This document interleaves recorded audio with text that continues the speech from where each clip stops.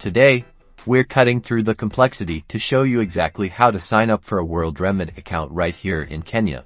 First, head over to the Worldremit website through your web browser. Make sure you indicate you are registering from Kenya by selecting the Kenyan flag or option on the website.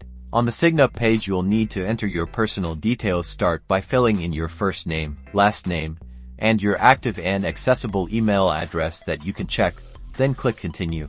Next, you'll need to fill out your address information, including your street address or plot and house number, including your location. You'll also need your phone number, which will be used for verification and security. Now, you'll have options to send money.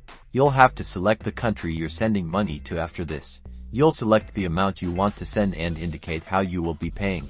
You'll be given various payment methods, including mobile money like M-Pesa, bank transfer, or debit card. Once payment has been selected, select the preferred method.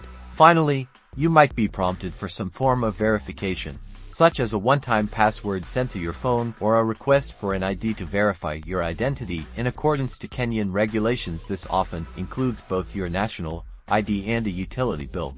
Once done, you are set. You'll be notified when your money transfer is complete. You can now send and receive money internationally with ease.